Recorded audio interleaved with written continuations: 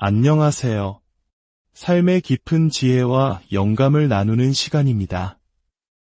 우리는 살아가면서 때로 도저히 감당할 수 없을 것 같은 거대한 문제와 마주하곤 합니다. 거인처럼 버티고 서 있는 시련 앞에서 우리는 한없이 작아지는 스스로를 발견합니다. 바로 그 순간 우리는 어떤 선택을 해야 할까요? 오늘 우리는 수천 년 전 광야를 헤매던 한 민족의 이야기를 통해 그 답을 찾아보고자 합니다. 오늘 이 이야기가 여러분의 마음에 큰 울림을 준다면 주변의 소중한 분들에게도 이 은혜를 나누어 주십시오.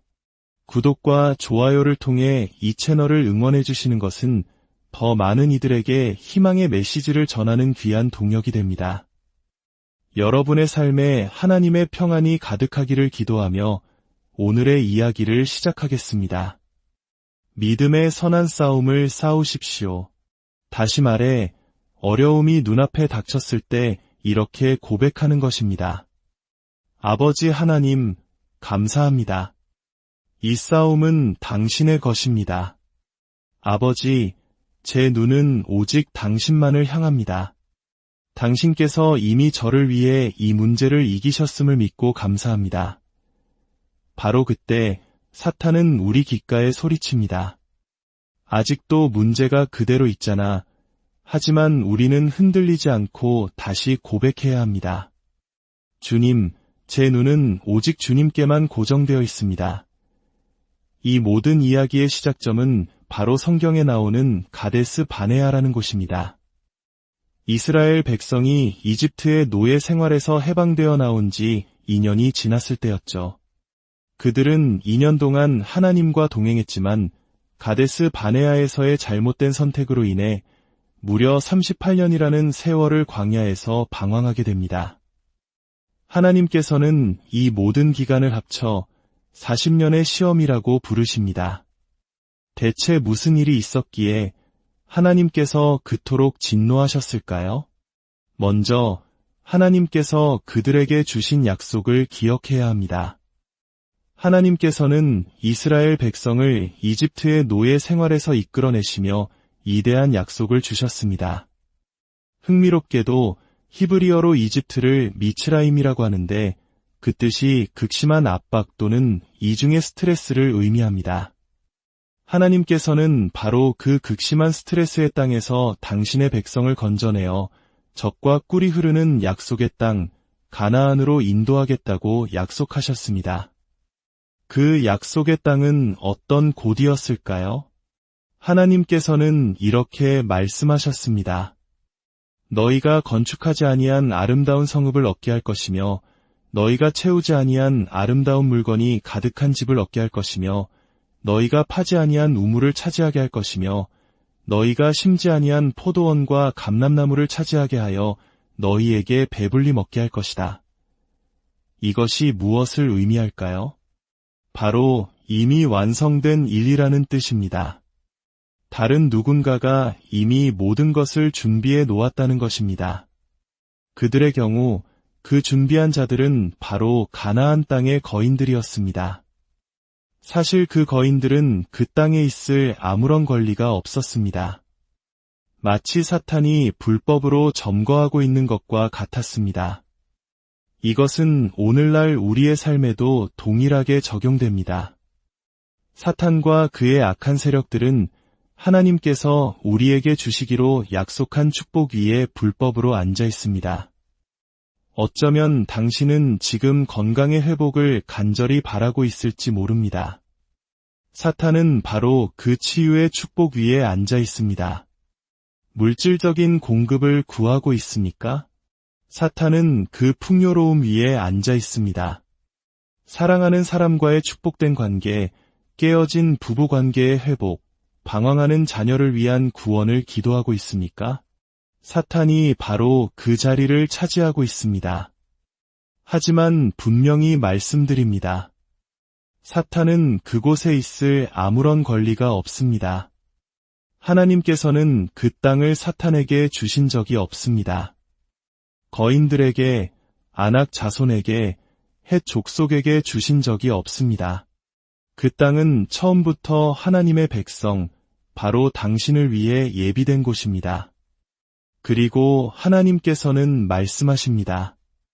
내가 그들을 모두 쫓아내고 너희를 그 땅으로 들여보내리라. 하나님께서 약속하신 삶은 고된 노동의 삶이 아니었습니다. 이집트에서의 삶을 생각해 보십시오. 그들이 그리워했던 이집트의 음식은 오이, 부추, 마늘, 양파와 같은 것들이었습니다. 모두 허리를 숙여야만 얻을 수 있는 땅에 붙어 자라는 음식들입니다.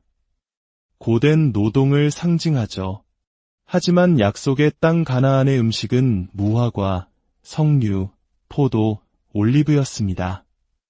모두 허리를 꼿꼿이 세우고 손만 뻗으면 쉽게 딸 수 있는 열매들입니다. 허리가 끊어지는 고통스러운 노동이 아니라 그저 따서 먹기만 하면 되는 풍요로움입니다. 그리스도인의 삶은 본질적으로 쉬운 것입니다.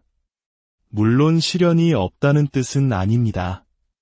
하지만 그 중심에는 평안이 있습니다. 예수님께서 친히 말씀하셨습니다. 내 멍에는 쉽고 내 짐은 가벼움이라. 하나님께서는 우리를 축복이 가득한 땅, 아니 성경의 표현을 빌리자면 젖과 꿀이 흐르는 땅으로 부르고 계십니다. 젖과 꿀이 있는 땅이 아니라 흐르는 땅입니다.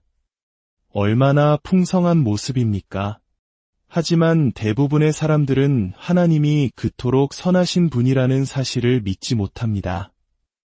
오늘날 많은 그리스도인들조차 하나님께서 우리가 건강하기를 원하신다는 사실을 온전히 믿지 못합니다. 그러나 성경은 분명히 말합니다.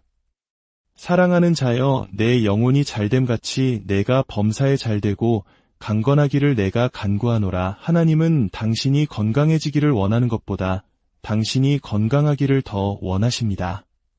하나님은 당신이 축복받기를 원하시며 당신의 삶에 기쁨의 포도송이가 가득 열리기를 원하십니다. 자, 다시 가데스 바네아의 이야기로 돌아가 봅시다. 약속의 땅을 눈앞에 두고 모세는 각 지파의 지도자 한 명씩 총 12명의 정탐꾼을 가나안 땅으로 보냅니다. 그들은 40일 동안 그 땅을 정탐하고 돌아왔습니다. 그리고 그들의 보고는 이스라엘 전체의 운명을 바꾸어 놓았습니다. 10명의 정탐꾼이 먼저 보고합니다. 우리가 그 땅을 정탐해보니 과연 젖과 꿀이 흐르는 땅이 맞습니다. 이 포도송이를 보십시오. 아마도 그 거대한 포도송이는 믿음의 사람 여호수아와 갈렙이 메고 왔을 것입니다. 그들은 축복에 초점을 맞추는 사람들이었기 때문입니다. 하지만 10명의 보고는 곧 절망으로 바뀝니다. 그러나 그 땅 거주민은 강하고 성읍은 견고하고 힘이 클 뿐 아니라 거기서 아낙 자손을 보았습니다. 우리는 스스로 보기에도 메뚜기 같으니 그들이 보기에도 그와 같았을 것이니이다.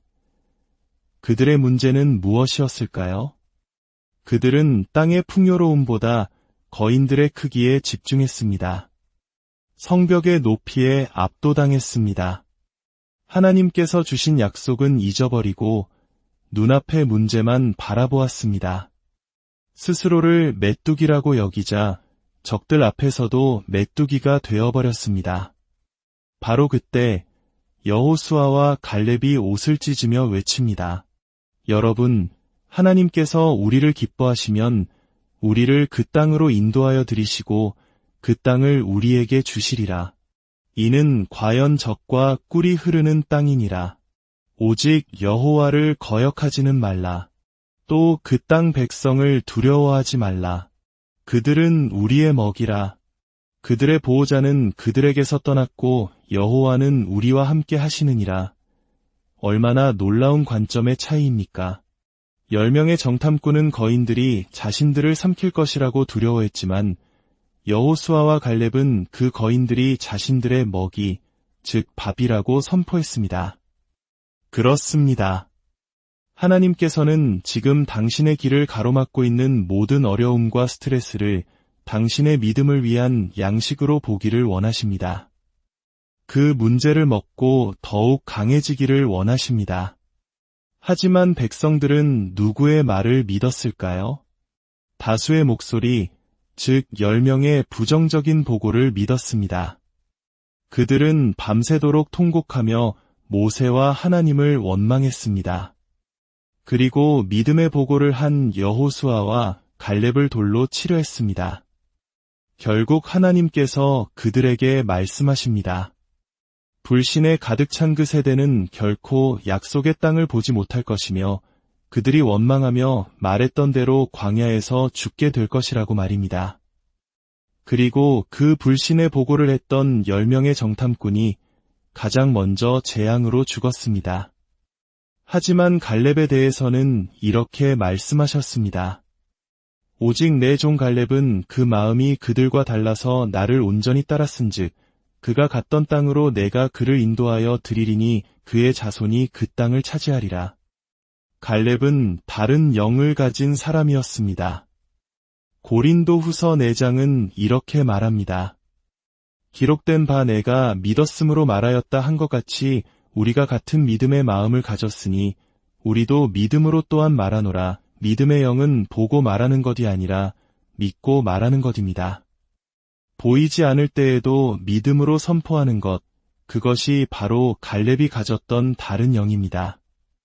시간은 흘러 45년이 지났습니다. 불신했던 세대는 모두 광야에서 죽고 믿음의 사람 여호수아와 갈렙, 그리고 새로운 세대만이 약속의 땅에 들어갔습니다. 땅을 정복하는 전쟁이 7년 동안 계속되었고 어느덧 갈렙의 나이는 85세가 되었습니다. 그는 여호수아 앞에 서서 당당하게 말합니다. 내 나이 40세에 주님의 종모세가 가데스 바네아에서 나를 보내어 이 땅을 정탐하게 하였으므로 내가 성실한 마음으로 그에게 보고하였고 나와 함께 올라갔던 내 형제들은 백성의 간담을 높게 하였으나 나는 내 하나님 여호와께 충성하였으므로 보소서 여호와께서 말씀하신 대로 나를 생존하게 하셨나이다. 오늘 내가 85세로 돼 모세가 나를 보내던 날과 같이 오늘도 내가 여전히 강건하니 내 힘이 그때나 지금이나 같아서 싸움에나 출입에 감당할 수 있사오니 상상이 되십니까? 85세의 노인이 40세 청년과 같은 힘을 가졌다고 말하고 있습니다. 그는 영적인 힘뿐만 아니라 싸움에 나갈 육체적인 힘이 여전하다고 선포합니다. 어떻게 이런 일이 가능했을까요? 그가 가데스 바네아에서 하나님을 온전히 믿었던 그 순간 그의 시간은 멈춘 것과 같았습니다. 하나님께서 그의 젊음을 지켜주신 것입니다. 그는 45년 동안 수많은 거인들, 즉 수많은 어려움들을 자신의 밥으로 삼아 먹으며 더욱 강해졌던 것입니다. 믿음이란 하나님에 대해 좋은 생각, 선한 기대를 갖는 것입니다. 하나님께서 당신에게 무언가를 하라고 말씀하실 때는 그것이 항상 당신의 유익을 위한 것임을 신뢰하는 것입니다. 사랑하는 여러분, 히브리어에는 아주 흥미로운 단어가 있습니다. 레헴이라는 단어입니다. 빵 또는 음식을 의미하죠. 예수님께서 태어나신 베들레헴은 빵의 집이라는 뜻입니다.